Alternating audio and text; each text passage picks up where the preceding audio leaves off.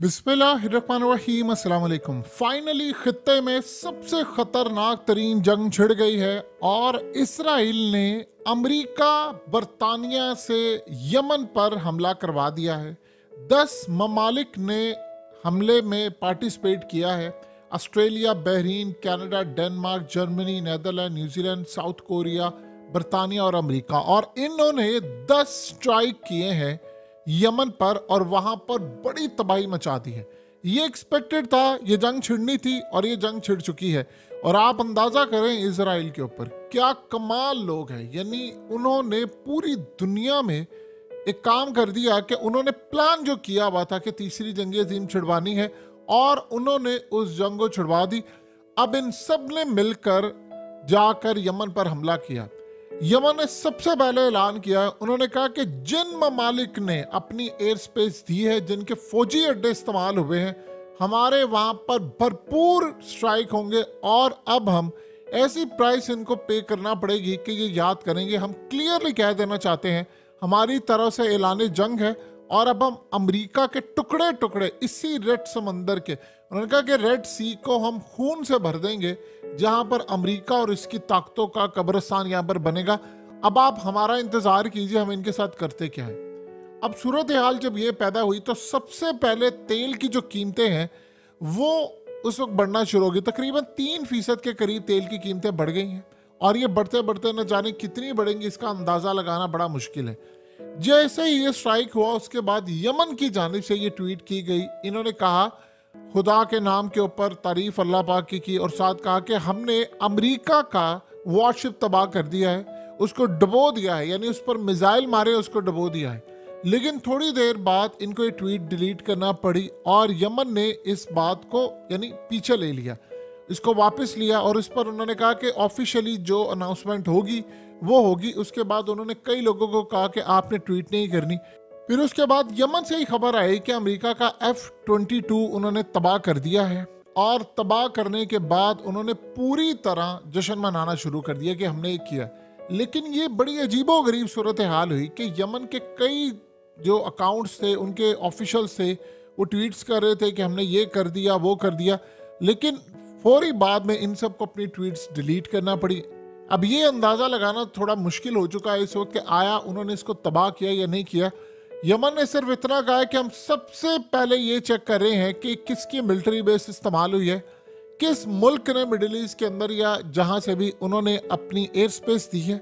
जिसने भी अपनी एयर स्पेस दी है हमारे खिलाफ अमेरिका को और इन सबको, उनको तो हम पूरी तरह सजा देने जा रहे हैं। जिसकी फौजी अड्डे से ये तैयारे उड़े हैं हमने उनको नहीं छोड़ना। जाहिर सी बात है अमेरिका से उड़कर तो नहीं आ रहे थे। उन्होंने कहा कि उनके साथ तो हमारी जंग है और हम इवेल्युएट करके अब जो जवाब देने जा रहे हैं आपको उसका अंदाज़ा नहीं है। और फौरी तौर पर उन्होंने तमाम अपनी कौम को कहा है कि जुमे की नमाज के बाद निकले, जंग शुरू हो चुकी है और हमारी तैयारी पूरी है, अब हमने अमेरिका पर हमला करना है। इसके बाद इंटरनेशनल मीडिया तो इस पर कवरेज कर रहा है, लेकिन अरब मीडिया के अंदर मिडिल ईस्ट में इस पर काफ़ी अच्छी खासी कवरेज और बड़ी परेशानी का मामला है। और उधर इस सारी सूरत हाल के अंदर मुख्तलिफ रिपोर्ट्स आ रही हैं कि इन्होंने बैलिस्टिक मिसाइल और क्रूज मिसाइल मारे हैं अमेरिका के वॉरशिप के ऊपर। नुकसान अमेरिका का कितना हुआ है या बरतानिया का कितना हुआ है ये तो आने वाले वक्त में पता चलेगा। लेकिन इस सारी सूरत हाल में जंग छिड़ चुकी है और ये अब रुकने वाली नहीं है, ये आप ज़हन में रखिएगा। अब सबसे पहले इन 10 ममालिक ने जो पार्टिसिपेट किया है उनके शिप्स, उनकी चीज़ें, उनका सब कुछ यहाँ पर तबाह होने वाला है। और इस वक्त हालत ये है कि बहुत सारे जो शिप हैं वो चाइनीज़ क्रू के यानी इस्तेमाल कर रहे हैं हौसियों को बेवकूफ़ बनाने के लिए कि जी यहाँ पर चाइनीज़ का हमला है, और वो भी पकड़ा गया है। अब इस सारी सूरत हाल में जैसे ही इन्होंने हमला किया तो वाइट हाउस के बाद अवाम निकल आई और उन्होंने आकर ये कहा कि यमन के ऊपर तुमने हमला क्यों किया है, यमन को आज़ाद रहने दो, हमने किसी की जंग में नहीं जाना। लोगों ने शदीद गुस्से का इजहार किया है और इस वक्त सबसे ज़्यादा ख़तरनाक सूरत हाल ये है कि हौसियों की जानिब से अब उन्होंने कहा है कि हम अमेरिका की और बरतानिया की मिलिट्री बेसिस और मिलिट्री साइट के ऊपर टारगेट करने जा रहे हैं। जाहिर सी बात है अमेरिका की जो मिलिट्री बेसिस है वो खित्ते के अंदर है, तो वहाँ पर तो उन्होंने कहा जी हम टारगेट करने के लिए जा रहे हैं।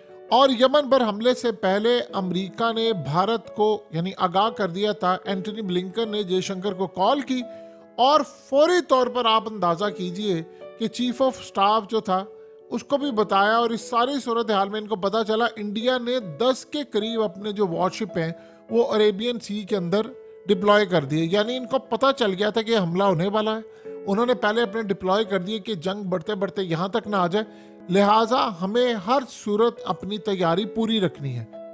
उधर आप देखिए कि व्हाइट हाउस की जानिब से जो भी बात की गई, कांग्रेस ने इनकार कर दिया। उन्होंने कहा कि इन्होंने हमसे मंजूरी ली नहीं है, लिहाजा ये जो हमला किया है अमेरिका ने ये तो बड़ा इलीगल है। अब यमन की जानिब से इतलात ये आई है कि उन्होंने बहुत ज़्यादा बैलिस्टिक मिसाइल्स, ड्रोन्स और ये तमाम चीज़ें अमेरिका की जानिब लॉन्च कर दी हैं। ओमान की जानिब से ये कहा गया है कि भाई वो किसी सूरत किसी भी मिलिट्री एयरक्राफ्ट के लिए वो अपनी एयर स्पेस नहीं देंगे। अब सवाल यहाँ पर यह पैदा होता है कि सबसे ज़्यादा मसला ये पैदा होने वाला है उन कंट्रीज़ के लिए जिन्होंने अपनी मिलिट्री स्पेस दी, जिन्होंने अपने फौजी अड्डे दिए और वो फौजी अड्डे यमन के खिलाफ इस्तेमाल हुए। यानी ये सबसे बड़ी सूरत हाल और सबसे ख़तरनाक सूरत हाल ये है कि ये मामला इस वक्त सामने आया है। अब जाहिर सी बात है ईरान ने, हिजबुल्ला ने और इन सब ने उन्होंने कह दिया है कि किसी सूरत ये काबिल कबूल नहीं है। यमन ने अब उसका बदला लेने का ऐलान कर दिया। उन्होंने कहा कि किसी भी वक्त हमारी तरफ से अब हमले शुरू होने वाले हैं। पाकिस्तानी टाइम के मुताबिक तकरीबन पाकिस्तान में जब 4:30 सुबह के बजे हुए थे तब ये हमला किया गया था और ये बड़ा भयानक हमला किया गया। यमन ने कहा है कि एक चीज तो बड़ी क्लियर हो गई है कि अमेरिका जो फलस्तीन के अंदर हो रहा है उसमें बराबर का शरीक है और अब अमेरिका को जो प्राइस इसकी पे करनी पड़ेगी हमने अपने निशाने बांध दिए हैं। हम सिर्फ इवेल्युएट कर रहे हैं कि किसकी मिलिट्री बेस से ये उड़ा है। हमने सबसे पहले उसको निशाना बनाना है और हमने उसके बाद जिसने अपनी एयर स्पेस इस्तेमाल करने के लिए दी है उसके साथ हमारा ऐलान जंग है। हमने क्लियरली कह दिया था कि जो अमेरिका के साथ होगा, अब अमेरिका को अंदाजा हो जाएगा कि हम उसके साथ क्या कर सकते हैं। देखिए अभी जो सूरत हाल पैदा हो गई है, जाहिर सी बात है चाइना मुकम्मल तौर पर अलर्ट है, इस सारी सिचुएशन को वो देख रहा है। अब यहाँ पर जो इनकी स्ट्रेटजी सामने आएगी वो इन्होंने काम ये करना है कि जैसे ये सबसे पहले ईरान से, चाइना से और रशिया से ये इंफॉर्मेशन ले रहे हैं कि किसकी मिलिट्री बेस के ऊपर से ये उड़ा है।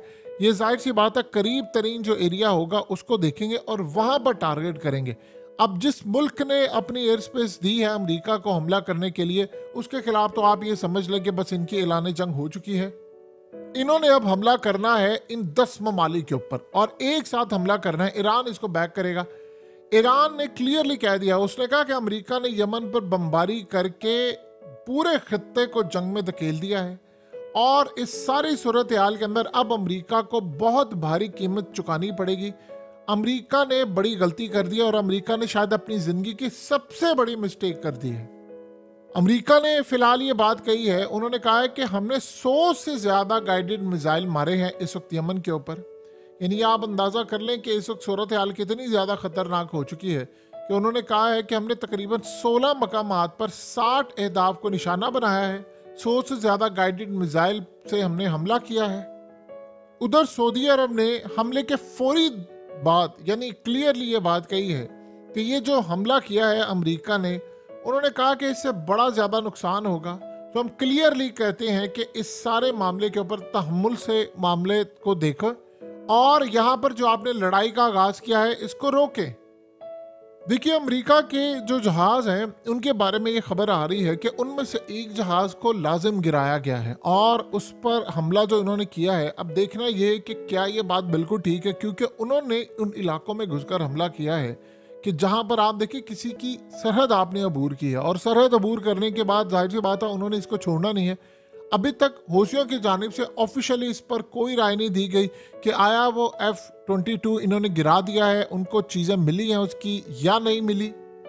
ईरान ने अपने तमाम के तमाम वॉरशिप और अपनी तमाम फ्लीट को इस वक्त मुकम्मल तौर पर हाई अलर्ट कर दिया है। अमेरिका ने हमले से पहले ईरान से आखिरी मरतबा कहा था कि आप जाकर यमन को समझा दें कि ये हमले से बाज आ जाए। अगर वो इस हमले से बाज नहीं आते तो फिर हमारी तरफ से भरपूर ऐलान जंग है और हम इस जंग में कूदने के लिए मुकम्मल तौर पर तैयार हैं। उन्होंने कहा ये हमारी तरफ से क्लियरली हम वार्निंग कर देना चाहते हैं कि हमने काम नहीं किया।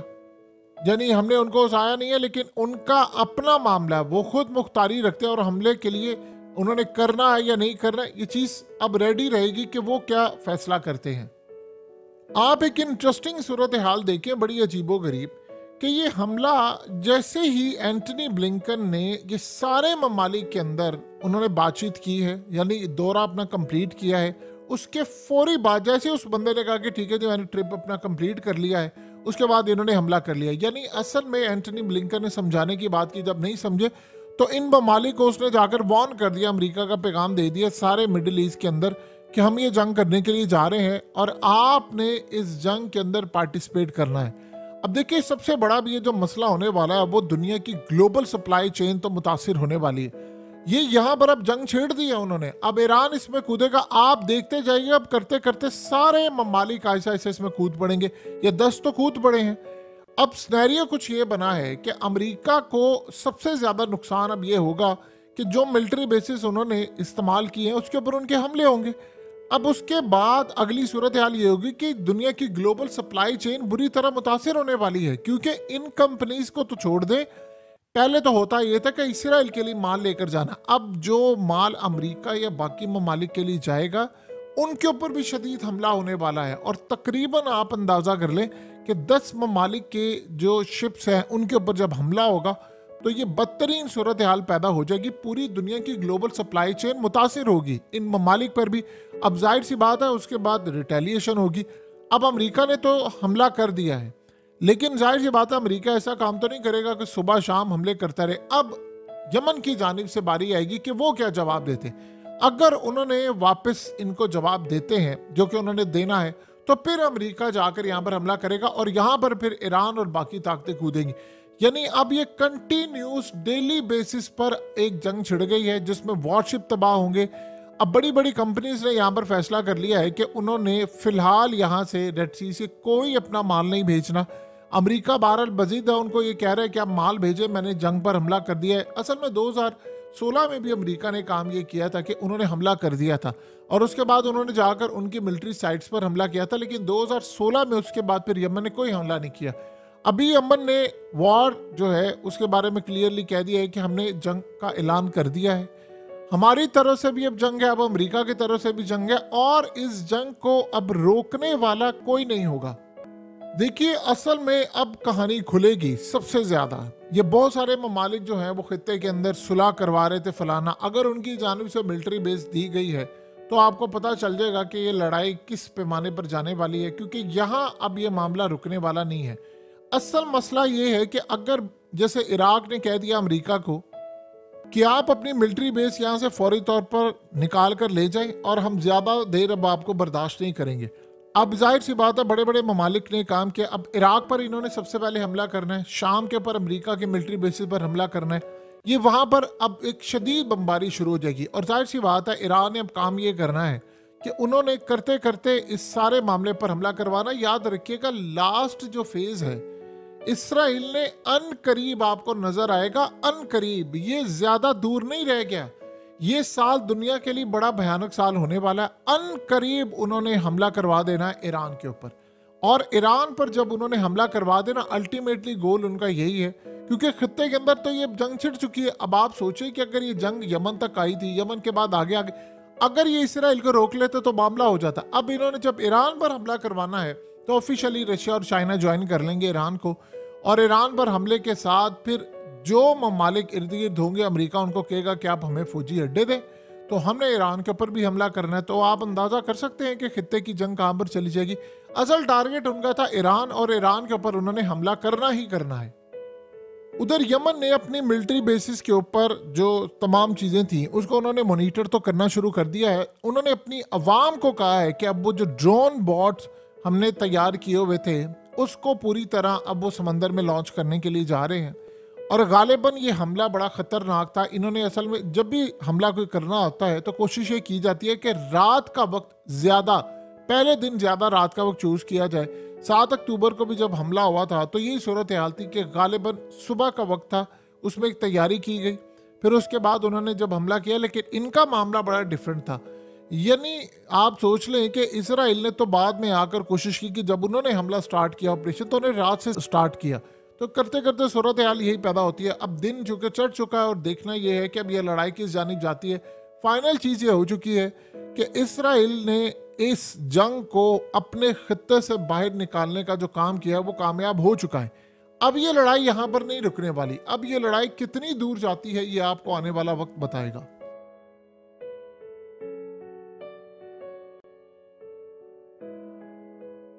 हकीकत टीवी को सब्सक्राइब करना मत भूलें, वीडियो को लाइक करें, शेयर करें और कमेंट सेक्शन में अपनी राय का इजहार ज़रूर करें।